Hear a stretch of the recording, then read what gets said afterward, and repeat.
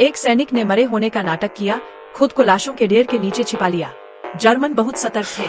वे यह सुनिश्चित करने के लिए गिरी हुई लाशों पर लगातार गोलियां चला रहे थे कि कोई बचा न हो।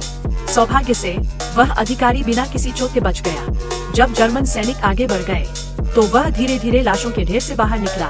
थोड़ी ही दूर एक टूटे हुए इमारत के खंडहरों में उसने 2 नाजी अधिकारियों को नहाने की तैयारी करते देखा। आवेग में आकर अधिकारी ने एक राइफल उठाई और निशाना साधा, लेकिन जैसे ही वह ट्रिगर दबाने ही वाला था, उसके पीछे से एक आवाज आई, रुको। वह कौंकर पीछे मुड़ा। वह अकेला नहीं था जिसने मरे होने का बहाना किया था। एक और सैनिक बच गया था। अगर तुम बिना योजना के गोली चलाओगे तो अपनी स्थिति उजागर कर दोगे। उस सैनिक ने चेतावनी दी, लेकिन अधिकारी ने उसे नजरअंदाज कर ट्रिगर दबाया। क्लिक, राइफल खाली थी। दूसरे सैनिक ने धीरे से कहा, रुको, मेरी लो। उसने अपनी राइफल, 5 कीमती गोलियां और एक पानी की बोतल उसे दी। अधिकारी ने फिर से निशाना साधा, लेकिन हिचका। मैं किसे पहले गोली मारूं? उसने पूछा। किसी तेज आवाज का इंतजार करो, सैनिक ने सलाह दी, ताकि तुम्हारी गोली की आवाज दब जाए। उधर नाजी अधिकारी नहाते रहे।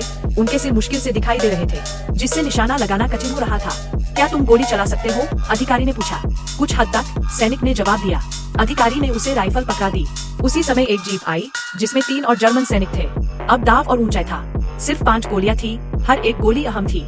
सैनिक ने उनकी स्थिति का विश्लेषण किया और सही समय का इंतजार किया। फिर दूर से एक विस्फोट की आवाज गूंजी। इस ध्यान भटकाने वाली आवाज का फायदा उठाते हुए उसने पहला निशाना साधा। पहली गोली ने अधिकारी को सटीकता से ढेर कर दिया। दूसरे नाजी के प्रतिक्रिया देने से पहले ही दूसरी गोली उसके सिर में लगी। तीसरे सैनिक ने देखा और अपने हथियार की ओर हाथ बढ़ाया, लेकिन शूटर उससे तेज था। 2 और गोलियां चली और 2 और नाजी गिर पड़े। अब बस एक दुश्मन बचा था। वह अपनी जान बचाने के लिए भागने लगा, लेकिन सैनिक खड़ा हुआ, निशाना साधा और अंतिम गोली के साथ उसे भागते हुए ही गिरा दिया।